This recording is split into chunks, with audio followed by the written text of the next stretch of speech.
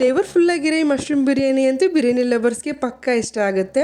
ಇದು ಮಾಡೋದಕ್ಕೆ ಒಂದು ಮಿಕ್ಸಿ ಜಾರಿಗೆ ಒಂದು ಈರುಳ್ಳಿ, 2 ಮೆಣಸಿನ್ಕಾಯಿ, ಅರ್ಧ ಹಿಡಿಯಷ್ಟು ಕೊತ್ತಂಬರಿ, ಪುದೀನ, 10-12 ಬೆಳ್ಳುಳ್ಳಿ ಹೆಸರು, ಅರ್ಧ ಇಂಚು ಶುಂಠಿ, ಸ್ವಲ್ಪ ಕಾಯಿ ತುರಿ ನೀರು ಹಾಕ್ಬಿಟ್ಟು ನುಣ್ಣಗೆ ರುಬ್ಕೊತಾ ಇದ್ದೀನಿ.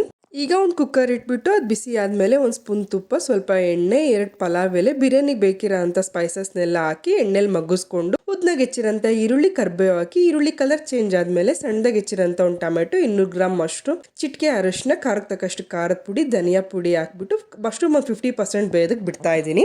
ಮಶ್ರೂಮ್ ಒಂದು 50% ಬೆಂದಮೇಲೆ ಸ್ವಲ್ಪ ಹಸಿ ಬಟಾಣಿ, ರುಬ್ಬಿರೋ ಅಂಥ ಮಸಾಲೆ, ರುಚಿಗೆ ತಕ್ಕಷ್ಟು ಉಪ್ಪು ಹಾಕ್ಬಿಟ್ಟು ಹಸಿ ವಾಸನೆ ಹೋಗೋವರೆಗೂ ಬಾಡಿಸ್ಕೊತಾ ಇದ್ದೀನಿ.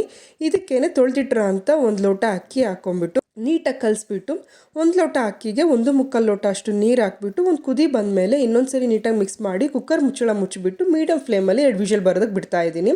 ಪ್ರೆಷರ್ ಹೋದ್ಮೇಲೆ ಕುಕ್ಕರ್ ಮುಚ್ಚಳ ತೆಗೆದು ಅರ್ಧ ನಿಂಬೆಹಣ್ಣು ಹಿಂಡ್ಬಿಟ್ಟು ಎಲ್ಲನೂ ಒಂದ್ಸರಿ ಮಿಕ್ಸ್ ಮಾಡಿಕೊಂಡ್ರೆ ನಮ್ಮ ಮಶ್ರೂಮ್ ಬಿರಿಯಾನಿ ರೆಡಿ.